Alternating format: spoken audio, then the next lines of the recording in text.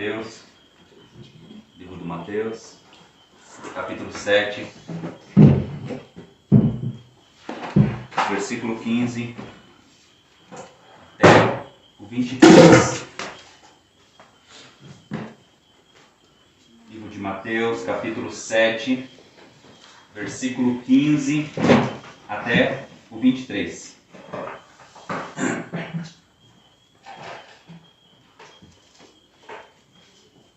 Amém? Amém. O tema da mensagem dessa noite é os falsos profetas e os seus seguidores. A palavra de Deus diz no livro de Mateus, capítulo 7, versículo 15: Acautelai-vos dos falsos profetas que se vos apresentam disfarçados em ovelhas, mas por dentro são lobos roubadores. Pelos seus frutos os conhecereis. Colhem-se porventura uvas dos espinheiros ou os figos dos abrolhos? Assim toda árvore boa produz bons frutos, porém a árvore má produz frutos maus. Não pode a árvore boa produzir frutos maus, nem a árvore má produzir frutos bons.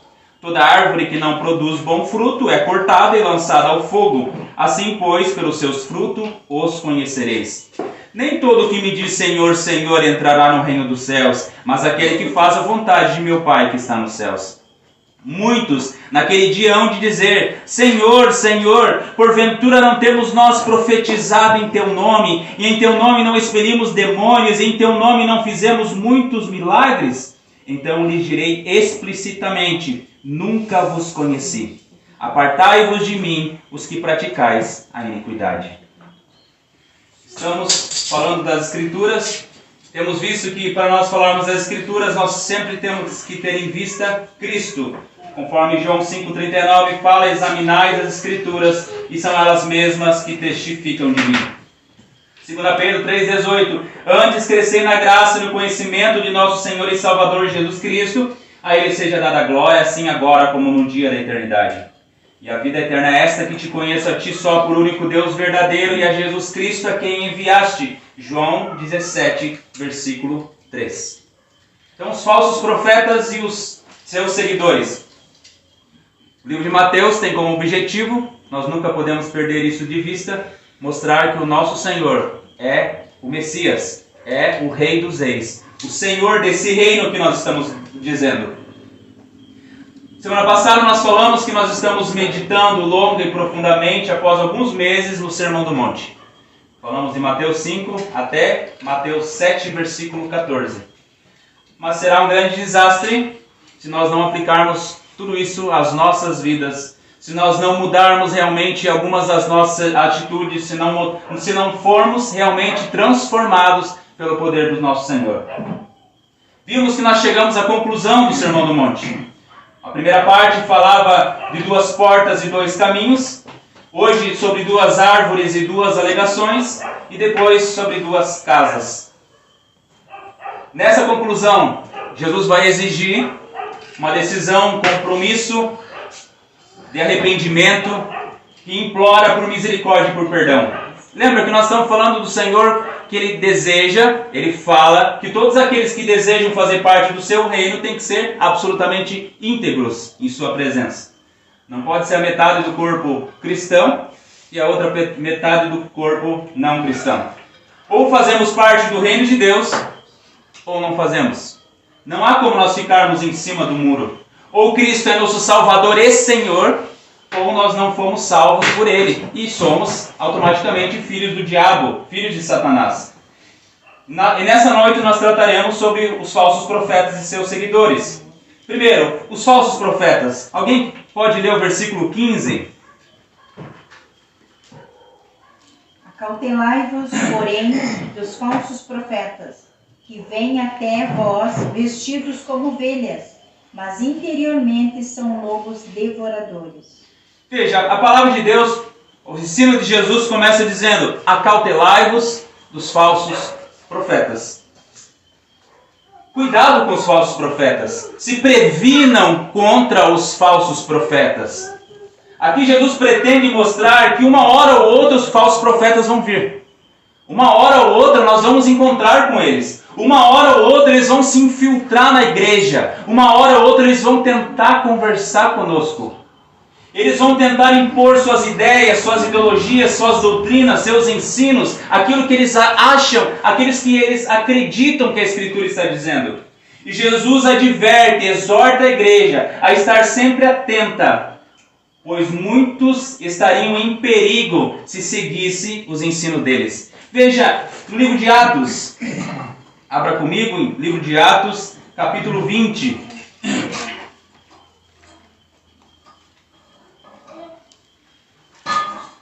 Livro de Atos, capítulo 20, versículo 29. A palavra de Deus diz assim: eu sei que depois da minha partida, entre vós penetrarão lobos vorazes, que não pouparão o rebanho, e que dentre vós mesmos se levantarão homens falando coisas pervertidas para arrastar os discípulos atrás deles. Veja, lobos vorazes. Não pouparão o rebanho. São os terroristas da fé. Eles não têm misericórdia. Dentre vós, a Bíblia fala ainda que dentre vós mesmos se levantarão.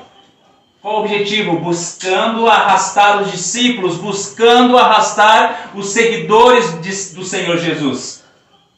E um ensino aqui de Mateus 7 é que eles são difíceis de serem identificados. Jesus ele não está falando daquele profeta, daquele falso profeta que é fácil de identificar. Daquele que tem a aparência de lobo, que ele tem cheiro de lobo e tem ação de lobo. Daquele que tu olha e você diz, aquele é falso. Daquele que tu nem começou a conversar com ele, tu já sabe que ele é um falso profeta. Jesus aqui ele está falando daqueles que se parecem com ovelhas. Eles andam como ovelhas. Eles usam o perfume das ovelhas. Eles se vestem como ovelhas. Ou seja, são muito difíceis de serem identificados.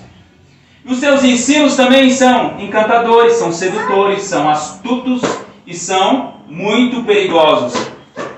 Eles utilizam muitas técnicas para se parecerem com ovelhas, como seu mestre Satanás, que se disfarça de anjo de luz. Abra comigo em 2 Coríntios. 2 Coríntios capítulo 11. Versículo 13.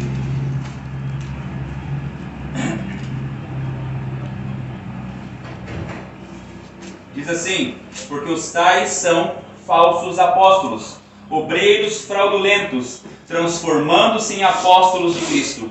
E não é de admirar, porque o próprio Satanás se transforma em anjo de luz.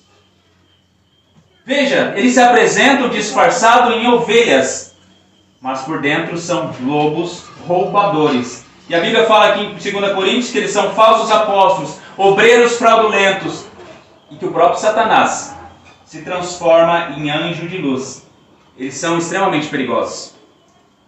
E Jesus posteriormente ele vai afirmar que não serão poucos. Em Mateus 24, versículo 11, diz assim: levantar-se-ão muitos falsos profetas e enganarão a muitos. No versículo 24 diz assim, em Mateus 24, versículo 24: porque surgirão falsos cristos, falsos profetas, operando grandes sinais e prodígios para enganar, se possível, os próprios eleitos. Veja, falsos cristos, falsos profetas, operando grandes sinais e prodígios, com que finalidades? Para enganar. Satanás, nós sabemos que ele é um excelente ilusionista. E ele também tem os seus milagres.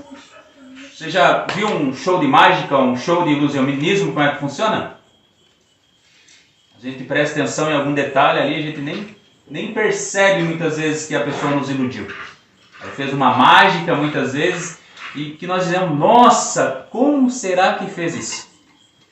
Os falsos mestres, Satanás é da mesma forma.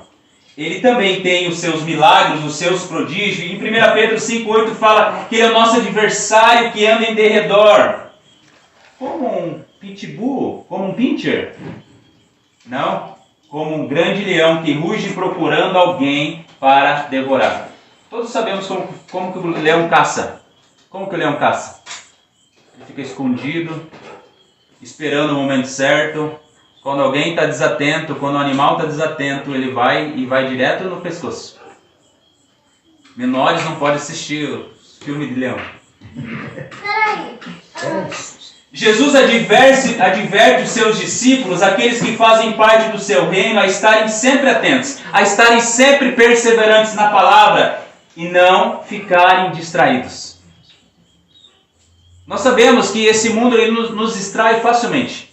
Nós somos facilmente distraídos com todas as coisas, principalmente hoje na era da informação, na era da tecnologia. Facilmente nós somos distraídos com coisas secundárias. Muitas vezes quando nós percebemos, já é sábado de novo, já é domingo de novo.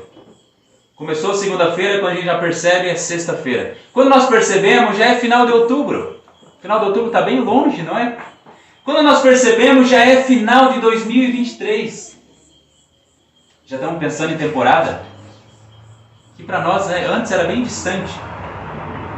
Em João 10:10, diz assim, João capítulo 10, versículo 10, Jesus fala: o ladrão vem somente para roubar, matar e destruir, mas eu vim para que tenham vida e tenham em abundância. Veja, matar, roubar e destruir.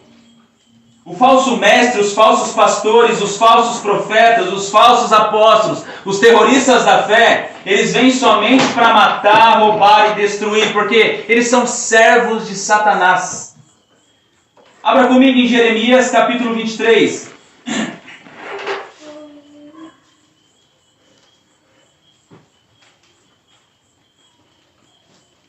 Jeremias capítulo 23, versículo 1.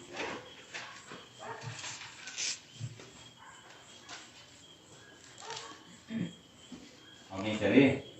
Ai dos pastores que destroem e dispersam as ovelhas do meu pasto, diz o Senhor. Então os falsos pastores, eles manipulam a palavra de Deus, falando apenas o que seus seguidores desejam ouvir. Eles destroem e dispersam as ovelhas do pasto. Os seus seguidores também ficam satisfeitos, mas eles viram alvos fáceis de Satanás, que logo os derruba. Em Jeremias capítulo 23, versículo 16 e 17, diz assim: assim diz o Senhor dos Exércitos, não deis ouvido às palavras dos profetas que entre vós profetizam e vos enche de vãs esperanças.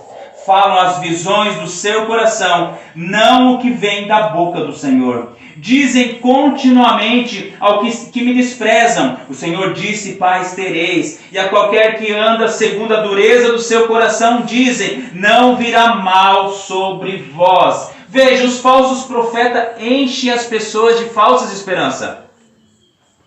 Eles falam as visões dos seus próprios corações. Eles falam para as pessoas que está tudo bem. A pessoa pode continuar da forma que ela está e está tudo bem. Não é necessário arrependimento. Não é necessário que ela creia, que ela abra mão da sua vida, que ela negue-se a si mesmo. Está tudo bem com ela. Ela pode continuar vivendo da forma como ela está. Ela pode continuar com seus pensamentos, com seus sentimentos. Mas qual que é o resultado disso? Morte eterna, condenação. É como aquela pessoa que vai no médico e faz uma bateria de exames e o médico não quer dizer para ela que ela tem uma morte, uma doença terminal. O que vai acontecer com ela? Ela vai continuar vivendo bem, em paz, tranquila, e de repente, do nada, ela morre. A Bíblia fala que o salário do pecado é a morte. Por isso que os reformadores, agora dia 31 nós vamos comemorar o dia da reforma protestante, os reformadores falavam tanto da sola escritura, que era somente a escritura. Porque o que acontece? Os falsos profetas, eles têm mania do quê? Eu tive uma visão, eu sonhei com você, eu vi algo acontecendo com você. É muito fácil de alguém cair. Irmão Juninho, eu vi num sonho que o irmão deveria ir morar em tal lugar. Deus me mandou te dizer. Deus me mandou. Quando vê, você destruiu a vida da pessoa. Porque Deus não falou nada. Por isso que os reformadores falavam somente as escrituras. O que a Bíblia diz? Nós devemos confiar no Senhor, colocar o nosso coração no Senhor, a nossa fé somente no Senhor, a nossa confiança somente no Senhor. Se for para acontecer, vai acontecer. Não preciso ficar ansioso, me precipitar a fazer as coisas. Então a autoridade do ensino, a autoridade da profecia, a autoridade de qualquer coisa é o quê? A palavra de Deus. Porque vai que o Estevão come uma feijoada de noite e de manhã tem um sonho maravilhoso de noite, sonho com anjos e outras coisas. E daí eu chego para todos vocês, eu tive uma revelação que era para fazer isso e aquilo.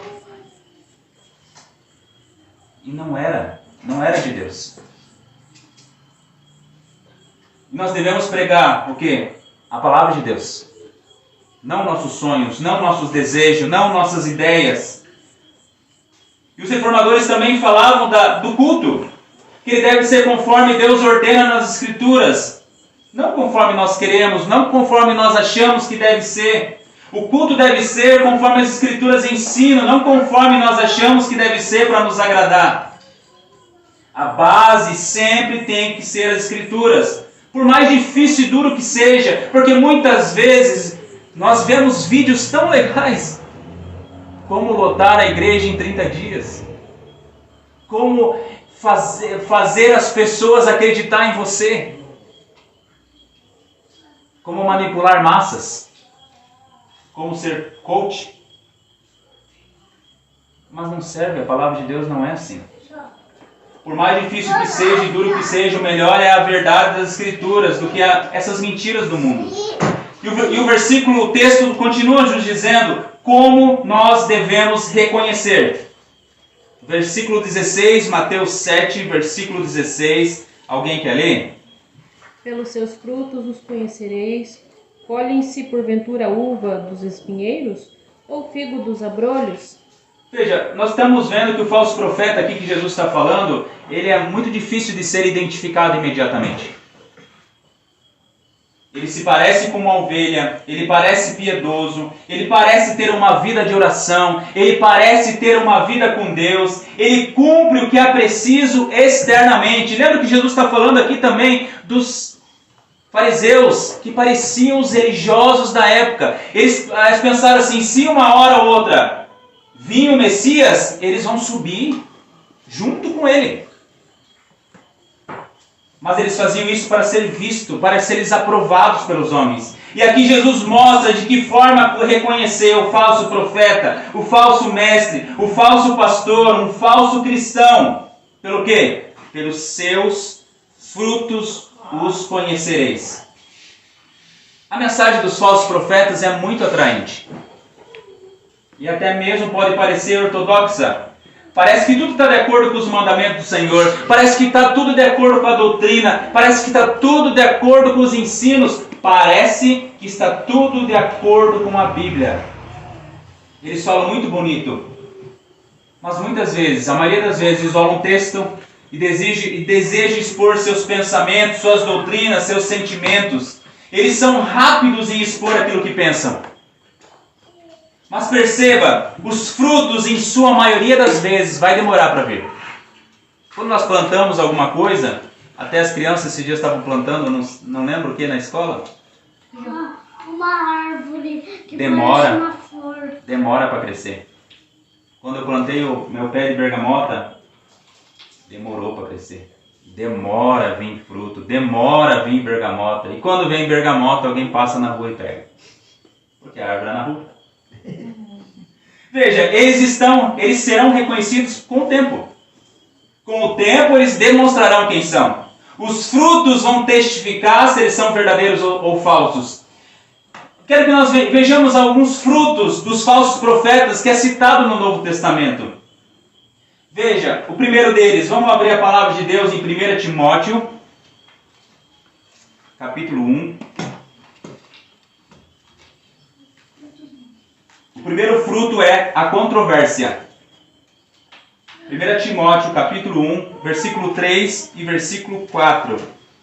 Se alguém quiser ler. Quando eu estava de viagem, rumo da Macedônia, te roguei, permaneces ainda em Éfeso, para admoestares a certas pessoas, a fim de que não ensinem outra doutrina, nem se ocupem com fábulas e genealogias sem fim, que antes promovem discussões do que o serviço de Deus na fé. Aqui o conflito em Éfeso ele estava centrado na doutrina correta. Mas alguns se infiltraram para criarem controvérsias, para criarem contendas, para criarem debates. É interessante porque quase todas as cartas que eram enviadas, elas eram enviadas para combate de falsos profetas, combate de heresias, combate de falsos pastores que muitas vezes se introduziam na igreja.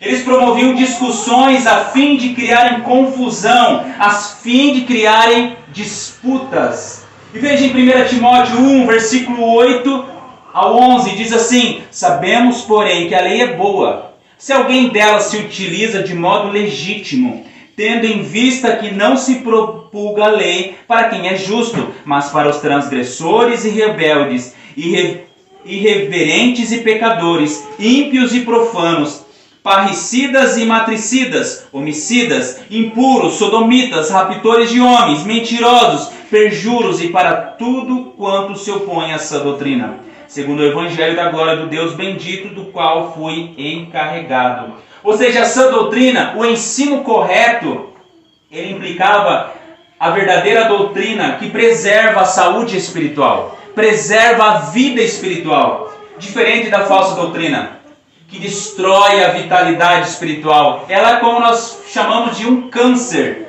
E o próprio apóstolo Paulo vai falar sobre isso, que é o nosso próximo item, que é os falatórios inúteis. Veja lá em 2 Timóteo, capítulo 2,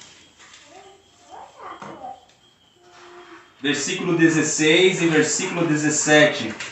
Se alguém quiser ler.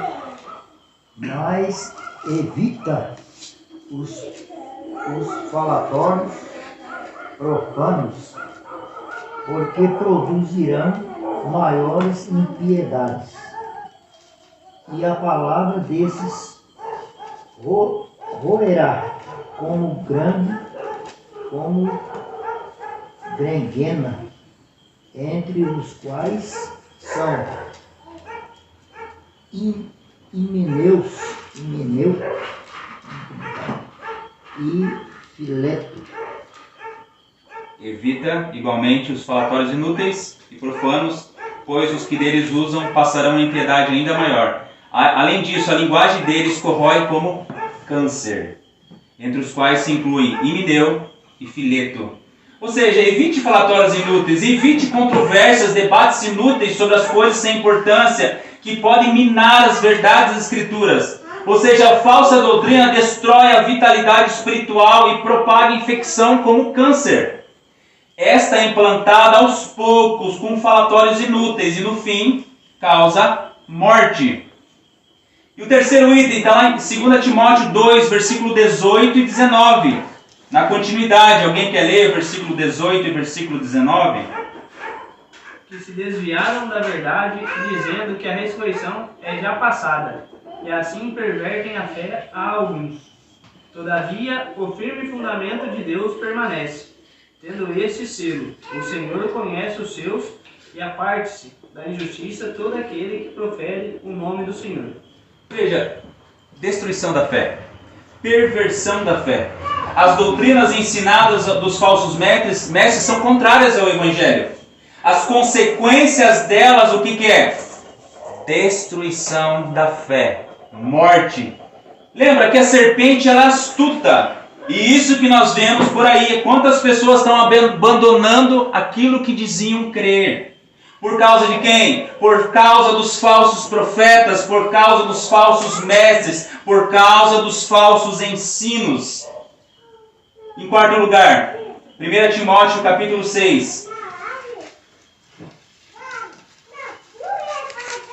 Divisões. 1 Timóteo capítulo 6, versículo 3 e versículo 4. Se alguém quiser ler. Se alguém ensina outra doutrina e não concorda com as sãs palavras de nosso Senhor Jesus Cristo e com o ensino segundo a piedade é infatuado, nada entende, mas tem mania por questões e contendas de palavras, de que nascem inveja, provocação, difamação, suspeitas malignas.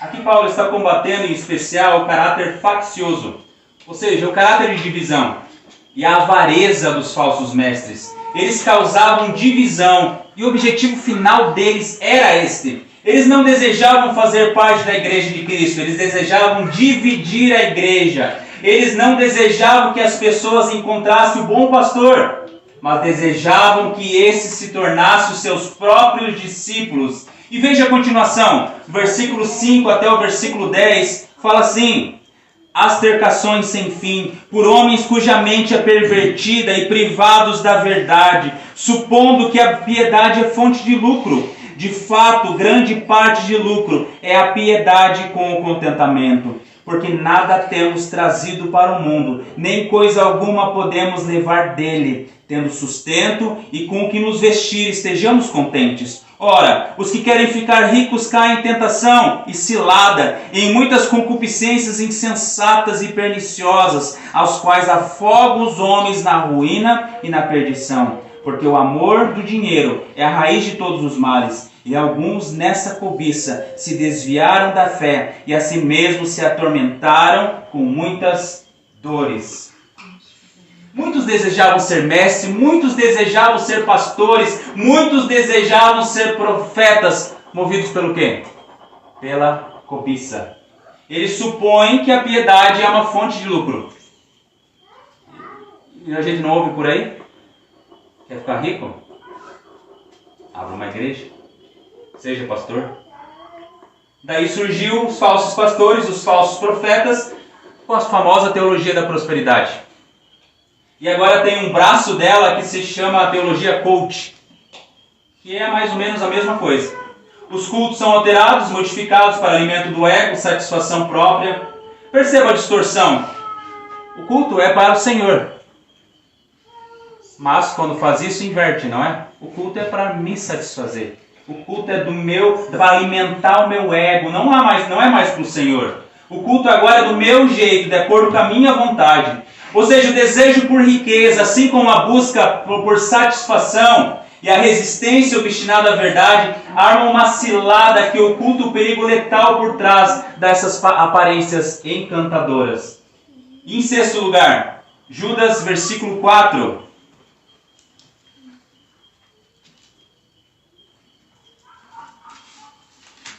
Judas, versículo 4, a dissimulação.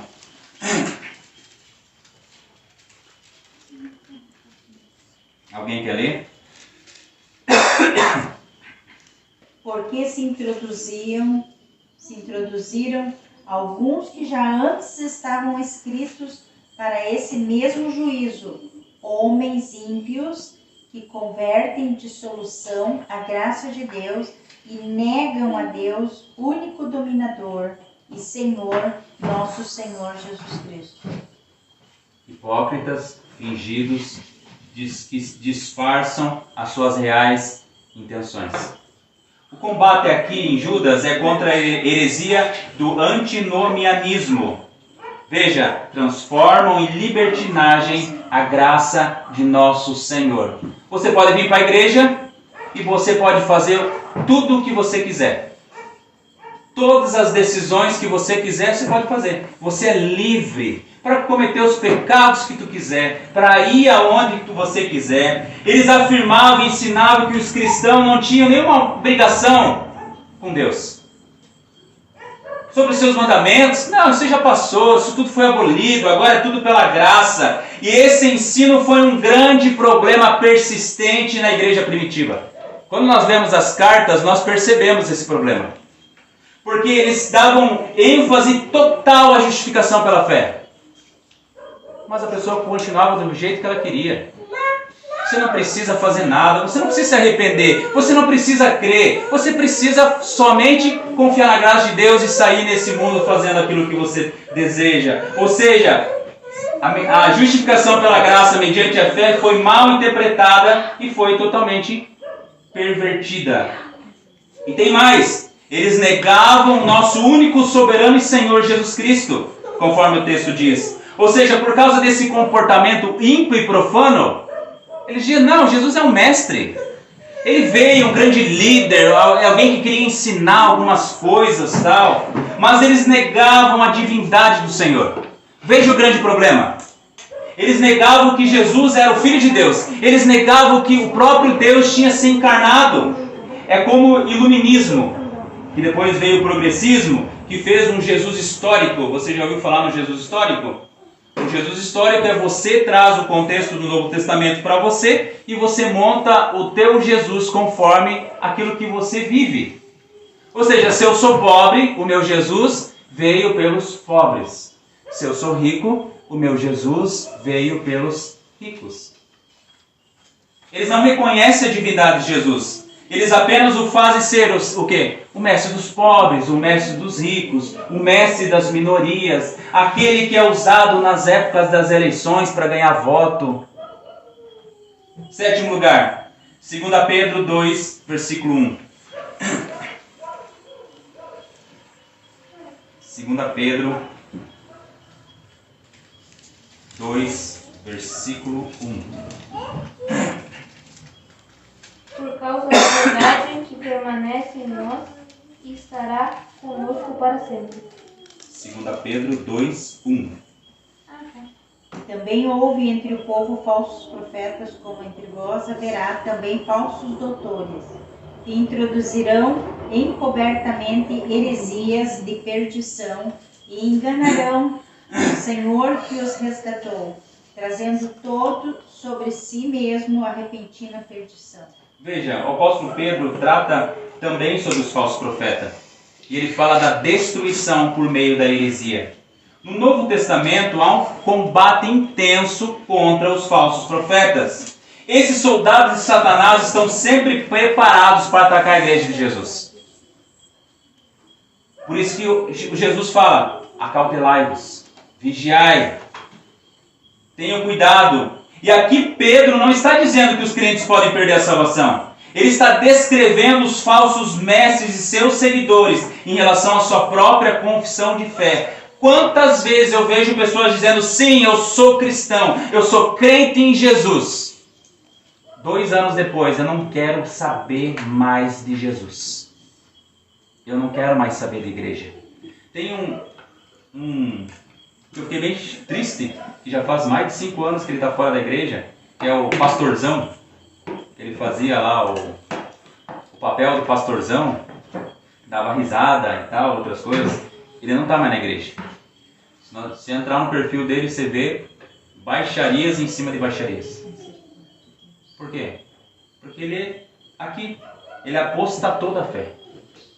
Ele não quer saber. Ele brinca, ele zomba do cristianismo, ele zomba das pessoas que falam, ô irmão, volta para a igreja, volta para Jesus, volta para o caminho. Que volta nada e fala um monte de palavrão. Apostatou totalmente da fé. E eles, por ensinarem e praticarem imoralidade, rejeitavam o senhorio de Cristo e provaram que sua confissão de fé era falsa. Não adianta nós falar que o Senhor é nosso Salvador e Senhor. E logo após nós abandonarmos o Senhor. No versículo 16, Jesus fala, pelos seus frutos os conhecereis. Como que nós conhecemos o verdadeiro cristão? Persevera até o fim. É difícil. É muito difícil. Se não for pelo Senhor, nós desistimos. Conforme nós vemos em Salmos, se não for pela graça de Deus, sustentados pelo seu grande amor, é muito difícil. É muito difícil nós nos manter. Pedro aqui está mostrando a responsabilidade dos falsos mestres, conforme diz lá em João 10:10. Ele vem para matar, roubar, para destruir. Irmãos, não adianta nada nós fazer o culto da vitória. Todos nós sair felizes, sair alegre, contente, regozijando, né, como o termo usado. E Jesus voltar amanhã e todos nós ir para o inferno. Não adianta nós termos sucesso nessa vida se nós não estivermos em Cristo. E o texto continua no versículo 17, sobre a árvore boa e a árvore má. Alguém pode ler o versículo 17 de Mateus 7?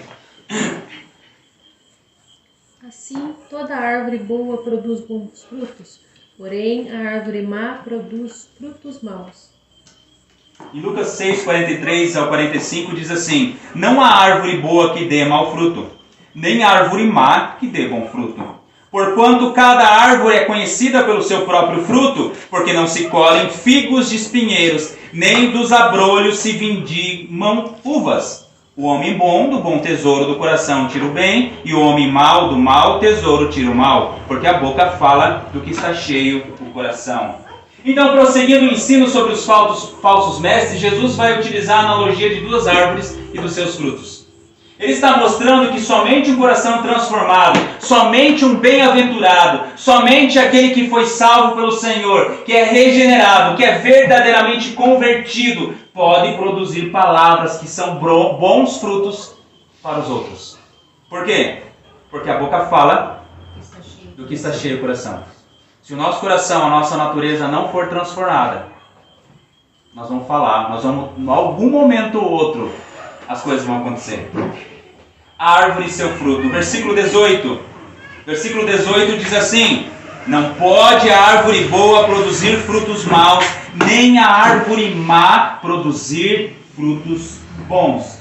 O falso profeta é reconhecido pelo seu fruto, e esse sempre será mau. Um limoeiro sempre vai dar limão. A macieira sempre vai dar Maçã. uma bergamotoeira vai dar o quê? Não existe. Não existe, né? Ou seja, o fruto sempre vai ser conforme a árvore. Veja, pode até parecer um belo pé de bergamotas, mas o limoeiro sempre dará limão. Tem como um limoeiro dar laranja? Não tem. E sempre vai ser azedo. Porque em Lucas 6,43 fala que não há árvore boa que dê mau fruto, nem árvore má que dê bom fruto. A árvore sempre vai dar o fruto conforme ela é. Logo, se alguém não for verdadeiramente salvo pelo Senhor, ele é o quê? Lobo roubador, um falso cristão. E isso Jesus deixa explícito no contexto do Sermão do Monte. Para ser discípulo súdito do reino do Senhor, é necessário ser bem-aventurado. Lembra lá no começo? Quais são os frutos do bem-aventurado? Em Mateus 5, versículo 3 a 14, fala que o bem-aventurado é humilde de espírito, que ele chora em arrependimento por causa dos seus pecados, que ele é manso, humilde, submisso a Deus, que ele tem fome e sede da justiça de Deus, ele é misericordioso, pois encontrou misericórdia. Ele é limpo de coração, pois agora tem um novo coração. Ele é pacificador, pois encontrou a verdadeira paz, que é a paz com Deus. Ele é perseguido por causa da justiça, pois o mundo é inimigo de Deus. Ele é sal da terra, pois preserva esse mundo em meio a tanta podridão. Ele é a luz do mundo, pois está em Cristo Jesus. Os falsos profetas, falsos mestres, falsos pastores não são bem-aventurados. Os falsos cristãos não são bem-aventurados. Eles não são humildes de espírito, pois eles acham que podem fazer as coisas do seu jeito, com arrogância e avareza. Eles não choram por seus pecados, porque eles são como os fariseus, que acham que estão acima de tudo isso, que eles são filhos especiais de Deus. Eles não têm fome e sede da justiça de Deus, porque eles baseiam as suas vidas com sua própria justiça, com as suas próprias verdades. Eles não são misericordiosos, pois eles acham que a misericórdia de Deus é uma recompensa conquistada pela exibição de misericórdia aos outros. Ou seja, é uma falsa misericórdia. Eles não são pacificadores, pois eles afirmam que há paz onde não há paz. Eles não desejam a paz verdadeira, que é a paz com Deus.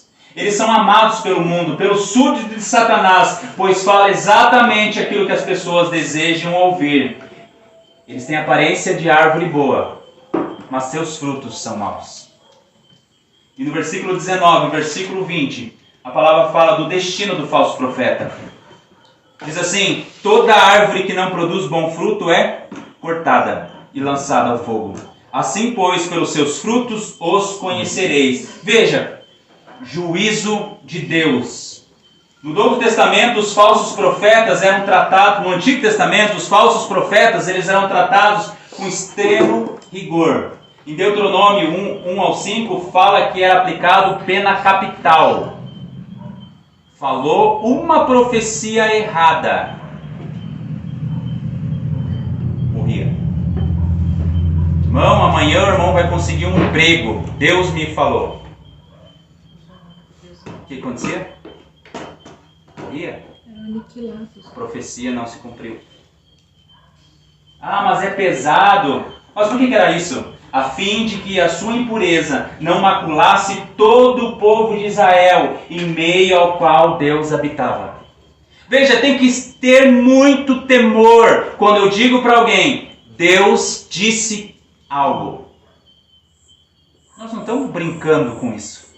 Não estamos brincando com a vida das pessoas. Imagina, os irmãos vêm aqui e eu falo, irmã Bruna, Deus falou para ti. Se foi Deus que falou, eu recebo aquilo com alegria. Mas se não foi Deus, como que eu faço? Por isso que os reformadores falavam das Escrituras.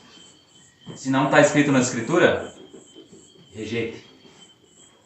É muito mais fácil, não é? Do que nós ficarmos muitas vezes, será que foi Deus mesmo que disse? Será mesmo que foi Deus que falou? No Novo Testamento, o apóstolo Paulo se apropria das palavras de Moisés, aplicando isso à nova aliança. Veja em 1 Coríntios 5,13. 1 Coríntios 5, versículo 13. Diz assim: os de fora, porém, Deus os julgará. Expulsai, pois, de entre vós o malfeitor. Paulo não queria que a igreja de Cristo apedrejasse o falso cristão, mas que ele fosse entregue a Satanás, isso é, que ele se afastasse da comunhão e membresia da igreja. E foi assim que foi feito com os falsos profetas Himeneu e Alexandre, em 1 Timóteo 1, versículo 20. Veja lá em 1 Timóteo, capítulo 1, versículo 20. Diz assim: e dentre esses se contam Himeneu e Alexandre, os quais entreguei a Satanás para serem castigados, a fim de não mais blasfemarem. Dada a recusa deles em se arrepender, eles foram excluídos da membresia da igreja e eles foram considerados não cristãos. É aqueles que a gente diz assim, está em pecado, irmão, vamos conversar? Não vou me arrepender. Irmão, está errado. Não vou me arrepender. Chama dois, conforme Mateus 18, fala da disciplina eclesiástica pelo nosso Senhor. Vejamos lá em Mateus 18.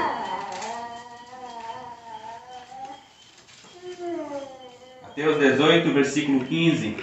Se o teu irmão pecar contra ti, vai arguí-lo entre ti e ele só. Se ele te ouvir, ganhaste o teu irmão. Se porém não te ouvir, toma ainda consigo uma ou duas pessoas, para que pelo depoimento de 2 ou 3 testemunhas, toda a palavra se estabeleça.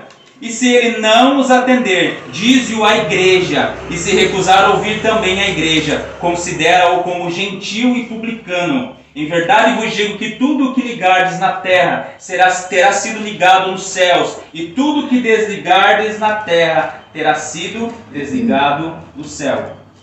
Um membro da igreja que permanece em pecado, se recusa a se arrepender, ele deve ser primeiro orientado em particular, depois orientado pela igreja.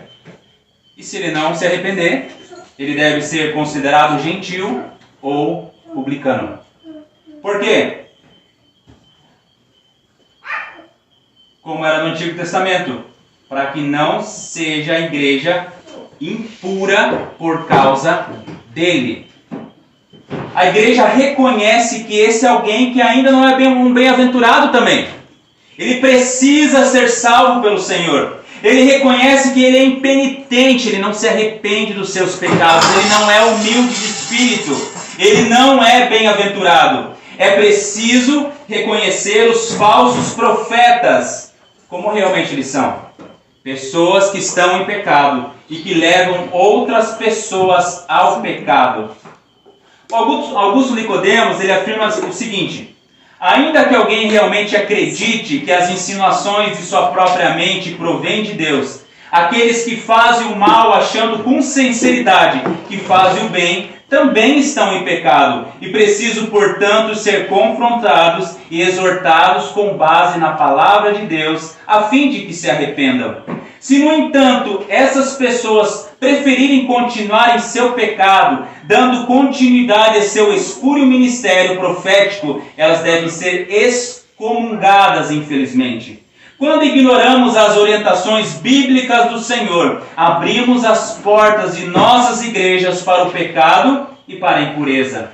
O povo de Deus, no entanto, deve ser santo, pois Deus habita em seu meio. E é por isso que, segundo a orientação de Moisés, reverberava por Paulo, devemos tirar de nosso meio o mal. E o próprio Senhor Jesus conclui, em Mateus 7, versículos 21 e versículo 21 até o versículo 23. Nem todo o que me diz Senhor, Senhor, entrará no reino dos céus, mas aquele que faz a vontade de meu Pai que está nos céus. Muitos naquele dia hão de dizer-me, Senhor, Senhor, porventura não temos nós profetizado em Teu nome, e em Teu nome não expelimos demônios, e em Teu nome não fizemos muitos milagres? Então lhes direi explicitamente, nunca vos conheci. Apartai-vos de mim, os que praticam a iniquidade. A duplicação do nome, ela significava uma atitude de intimidade. Senhor, Senhor. Mas o ensino de Jesus é que não importa as reivindicações, ou o ensino de intimidade com Ele. Não importa também quantas obras nós fizemos, quantas coisas nós fazemos, quantas pessoas que foram curadas através das nossas orações, quantas pessoas que foram trazidas à casa do Senhor por nós. Judas também fez. Judas também fez. Isso não é motivo de orgulho para nós. A intimidade genuína com o Pai significa conhecer a Deus e ser conhecido por Ele. Imagine nós chegar no céu. Fiz tantas coisas e Deus não me conhece. Agora imagine chegar no céu. Irmão Juninho, Hamilton, né? O Juninho não vai chamar. Irmão Hamilton, chega aqui do meu lado. Ser conhecido pelo Senhor é muito melhor do que qualquer coisa dessa terra. 1 Coríntios 8, 2 e 3 fala, se alguém julga saber alguma coisa, com efeito não aprendeu ainda como convém saber. Mas se alguém ama a Deus, este é conhecido por Ele. Nós devemos ser menos interessados em saber e mais interessados em sermos conhecidos por Deus. Quanto tempo que nós passamos na presença do Senhor? Quanto tempo que nós passamos orando na presença dEle? Muitas vezes, eu sei por próprios erros, quantas vezes eu ficava estudando, debatendo. Conhecia muito, mas não era conhecido pelo Senhor. O que é mais importante? É importante estudarmos a palavra de Deus? Claro que é. Mas muito melhor é nós sermos conhecidos por Ele. Esse conhecer de Deus em relação ao seu povo envolve uma escolha soberana e pessoal, bem como o seu amor para conosco. Essa graça soberana nos leva à humildade, à piedade e quebrantamento. E é sobre isso que Jesus está nos falando. Só os orgulhosos acham que são íntimos do Senhor. Só aqueles que afirmam profetizar em seu nome, que afirmam expulsar demônios, que afirmam salvar pessoas e fazer milagres. Mas perceba, Jesus afirma que quem entrará no reino dos céus são aqueles que fazem a vontade de meu Pai que está no céu. Mas Senhor, eu pregava, Senhor, eu falava, mas Senhor, eu expulsava demônio, mas Senhor, eu fazia, eu profetizava. Somente entram aqueles que fazem a vontade do meu Pai. Qual é a vontade de Deus revelada? 1 Tessalonicenses 4:3. Pois esta é a vontade de Deus, a vossa santificação. Esse foi o ensino de Jesus em Mateus 7, versículo 13 e versículo 14. Lembra? Porta estreita, salvação. Caminho apertado, santificação. pois esta é a vontade de Deus, a vossa santificação. O que vai acontecer com os falsos profetas e aqueles que não seguem o Senhor? Então lhes direi explicitamente: nunca vos conheci, apartai-vos de mim, os que praticais a iniquidade. Logo, amados irmãos, nós devemos ficar firmes nas Escrituras, arraigados e alicerçados, nunca nos deixando seduzir por nenhuma mentira, erro ou heresia. Acautelai-vos dos falsos profetas que se vos apresentam disfarçados em ovelhas, mas por dentro são lobos roubadores. Louvado seja o nome do Senhor Jesus.